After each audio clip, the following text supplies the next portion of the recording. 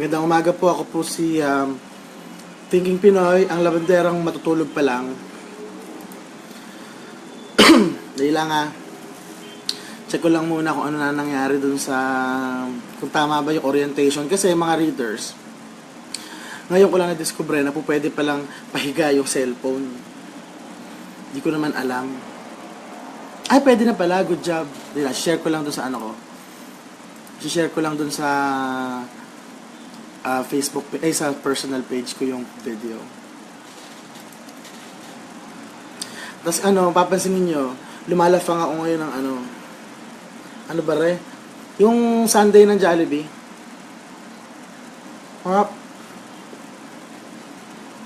So mapunta tayo sa pinag-uusap, sa topic nung, ito pala ako titingin. So pumunta tayo sa pag-uusapan natin ngayong umaga. Ang topic po natin ay yoga ni Lenny at saka SAS arrives. Mapapansin po ninyo, iba yung background ko ngayon. Tada! Actually, ganito yan. Nung nagpunta kasi ako sa New York isang taon, nanood ako ng madaming Broadway show kasi nga bakla ako eh. So, nanood ako ng maraming Broadway show. So, pinrame ko yung mga playbill. Yun yung para mga program-program. Actually, 12 yan. 6 dito, tsaka 6 dito sa kabila nung kabilang wall. Kaya lang, ang ginamit ko lang, double-sided tape kasi ayoko masira yung pader ng bahay. So, natanggal na yung double-sided tape. 3 lang ngayon ang nakasabit. Tinatamad ako magkabit. Anyway, ang tanong, bakit ako, nasa bahay lang ako. Bakit ako lumipat ng lugar? Kasi po, sabi ni June Feliciano, balik ka dito sa New York TP. Tara. Wala pa pong pera eh. Susunod na lang po. Anyway, so, ang siste, sabi ko, tatanong ninyo, bakit ako lumipat? Kasi, ba't ako lumipat ng pwesto? Kasi yung office na yung kwarto na ginagamit ko na office ng TP, doon matitira si Sas. Ano kinakain ko? Chocolate sundae. Ayan o, tada! Oo nga eh. Madilim nga eh. Dali nga. Ano kung pwede kong gawin? Wala, magtiis na muna kayo. Ngayon lang naman. Arte-arte. Bibili akong bumbilya kasi yung ilaw ko din sa tingnan nyo oh. Tada! Ayan o, may ilaw ako na yung parang may mahabang leeg. Ayan o, tada! Napunde. Kaya kailangan ko pang bumili ng bago. Lampshade. Hindi ko alam tawag. So, kailangan kong bumili ng bagong bumbilya. Happy birthday po doon sa may birthday. Ayan. Isang linggo si Sas. So, ang siste nga, in-evacuate ko yung opisina ko. So, nakatira po ako ngayon sa evacuation center. Right? Ganon. Kasi, na yun. So, mapunta tayo sa topic. Ang haba-haba ng kwento. So, una, nakita kami ni, yung bintana, buksan mo yung kortina. Ito na yung todong ilaw niyan.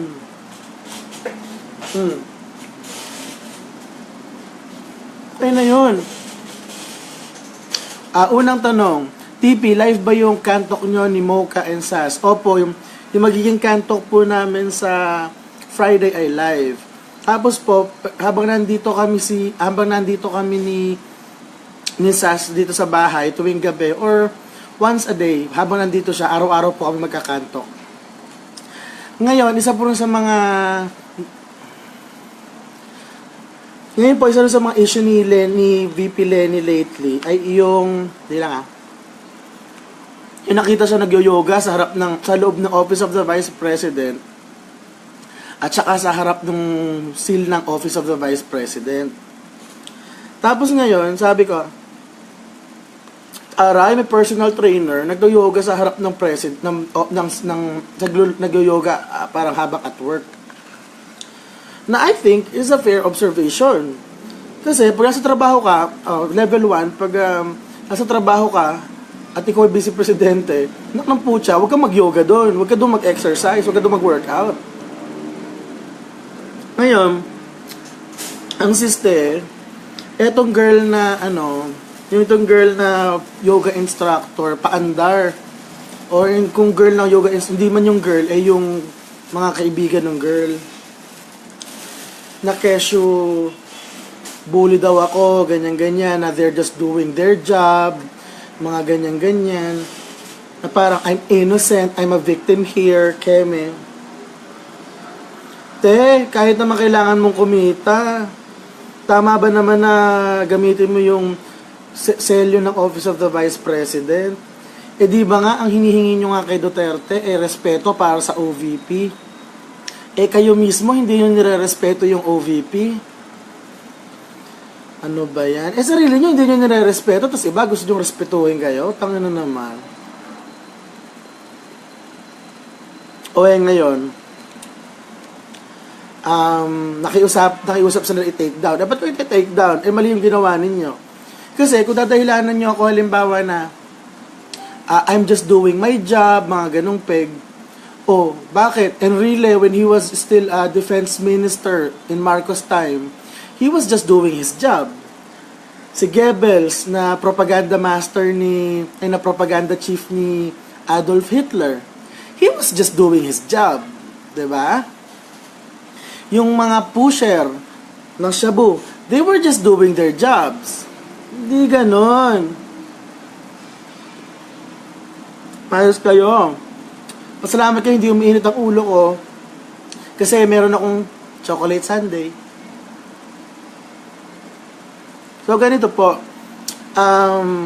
Tabi naman muna natin yung yoga issue na yan. Ang mas mahalaga po ay yung live na kantok. Una, hindi lang, kailangan ko ng pampagising. Hindi kita. So, tingala ko ng konti. Tada. Ayan.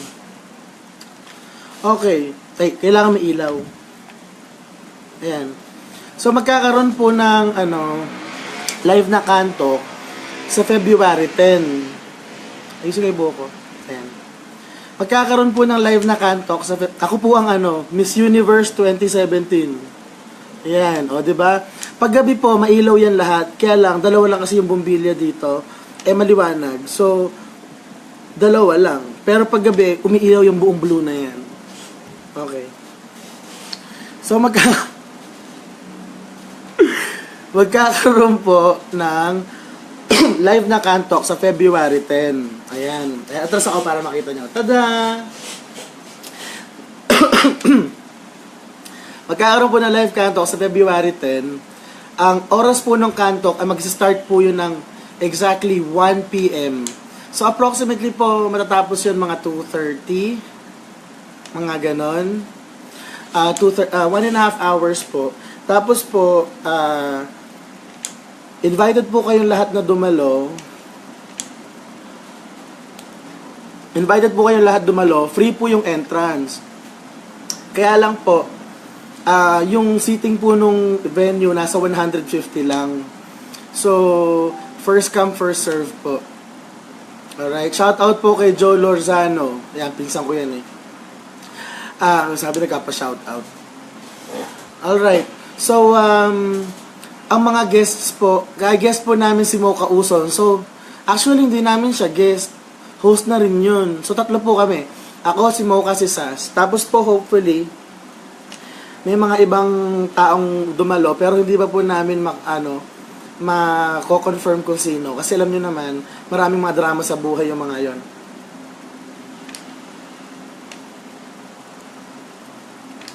So ngayon po yung mga reatanong po ko na kinakain ko Sunday po na may chocolate fudge. Meron pong live feed yung February 10. Ulitin ko po live Kantok with live audience. Kantok po ito with Mocha, Sas, and Thinking Pinoy. Ang venue po ay sa fully booked Bonifacio High Street, Bonifacio Global City, Taguig City. Ang registration po starts at 11:30. The show starts at 1 p.m. First come, first serve po sa mga, meron lang po 150 seats. Tapos po, meron lang po 150 seats. So, pero po, wala pong bayad na ticket. Walang ganon. Okay? Ay, feeling ko hindi makasama si Professor Contreras kasi busy yung tao na yun. Nakakahiya naman. Hello po kay Angel Violago. Ayan, kaklase ko yan nung high school. May FB live po ba yung Kantok? Malayo po kami, Bicol pa kasi. Meron po. Pinag-uusapan namin kung sino mag-FB live sa amin. Kung ako ba, si Mocha o si Sas. Depende po kung sino yung pinakamaganda signal sa amin. Siya yung mag-Facebook live. Sabi ni Joy Jimenez, bookstore ang fully booked. Tama po, bookstore po siya. Pero, yun pong fully booked sa BGC, yung tuktok nun, merong parang, conference room. Ayan. Gusto nga po namin nung una, mas malaking venue, tipong university auditorium. Kaya lang po, wala naman kaming perang pambayad ng security nun. Ang kaya lang po namin masiguro security, yung sa fully booked. Kasi ma'am, isang granada lang ibalibag doon, ubos kami ni Sas at ni Mocha, at saka ako si Sas, si Mocha, isang granada lang ibalibag doon. O di ang saya-saya na ng Rappler, wala nang titira sa kanila. Kailangan pa namin busitin ng Rappler. Kaya kailangan namin mag-survive. Alright? So, ano pa po ba ang mga tanong ninyo?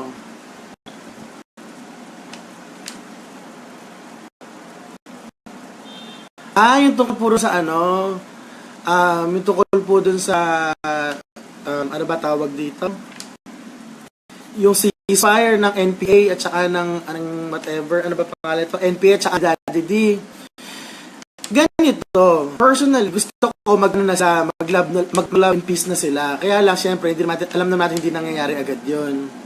Ngayon, ngayon ang NPA nag-declare ng lifting ng unilateral ceasefire. Tapos, dahil doon, si Daddy D ay nag-declare din ng lifting ng unilateral ceasefire. Tapos, ganito yan. Sabi ni Daddy D, prepare for war. May mga ganun levels, di ba?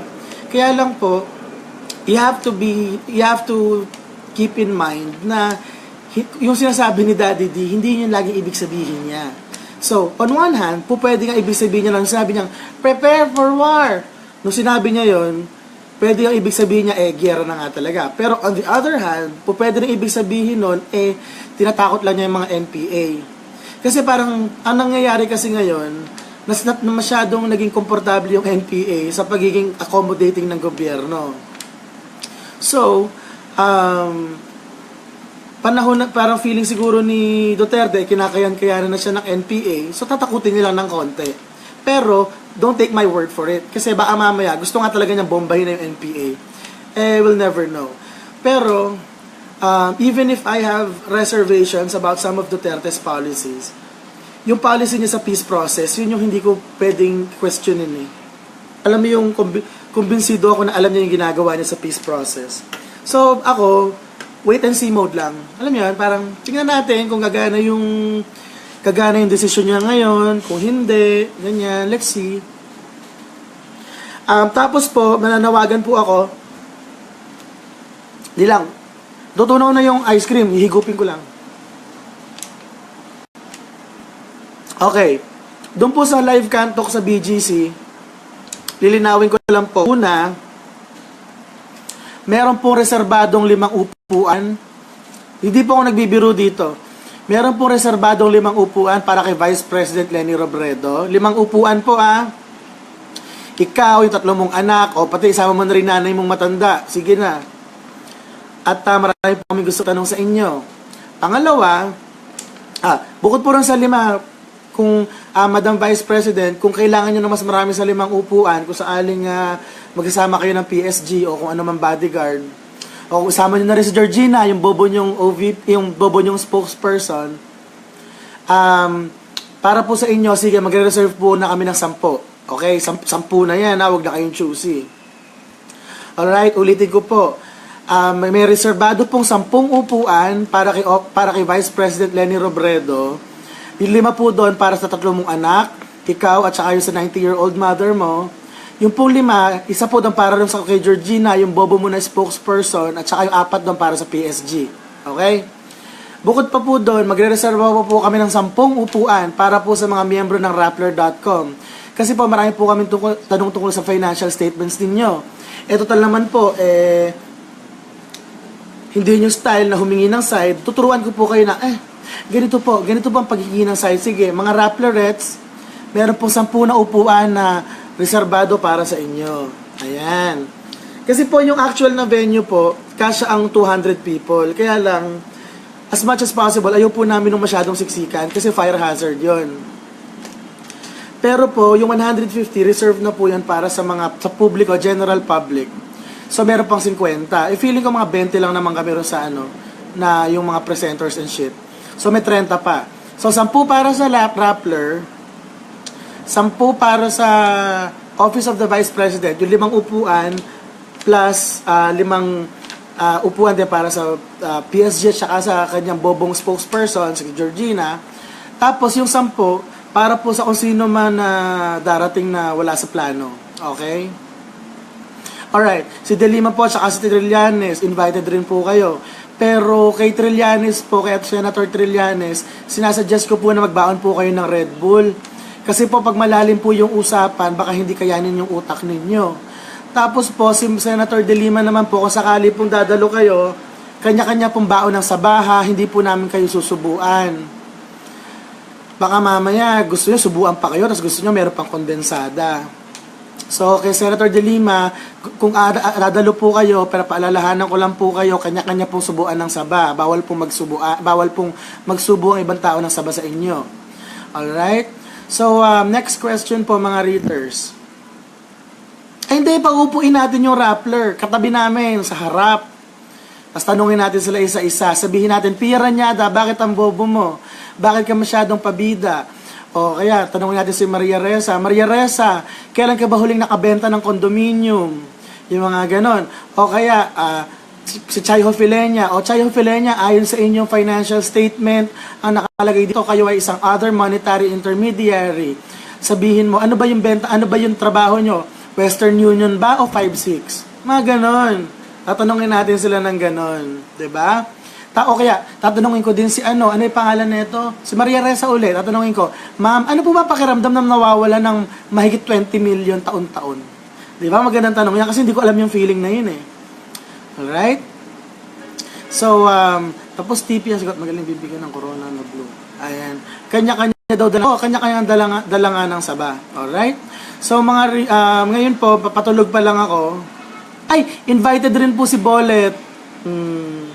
Invited rin po si Bolet. Tapos po, para po kay OVP, gagawin ko pong 11. Tapos po, pwede niyo pong katabi si Bolet, para pwede kang akbayan anytime. Ayan. At sabihin niya kung gano'ng kakinis ang iyong tuhod. Ayan. Kay Senator Trillanes naman po, kahit po kabado ko na hindi kaya ng IQ nyo yung kantok, pero sige po, minsan po kasi try until you succeed. Wag po kayong mag-alala kung sakali pong antokin kayo, pwede po kayong mag-Red Bull, ako na po magbibigay sa inyo, or magbabaon na lang po ako ng madaming kanin para po may libangan naman kayo habang hindi nyo natindihan yung kantok. Alright? So magandang umaga po sa inyo lahat. Ako po si Tinging Pinoy, ang labanderang may corona. Magkita-kita po tayo sa Biyernes ha. 11:30, maglitawan na kayo doon. Hindi pwede yung mga late dyan. Kahit na isa lang yung audience, magsistart kami. Okay? Kasi may bayad po yung venue. Ginamit ko lang yung donation sa Thinking Pinoy, pambayad ng venue, kaya nagtitipid ako. Pag tayo ay na late, uusog na naman yung oras, magbabayad na naman ako ng dagdag. Wala nang bayad yung ticket, di ba? Alright lang. Kaya mo yun, umayos kayong lahat. I love you all.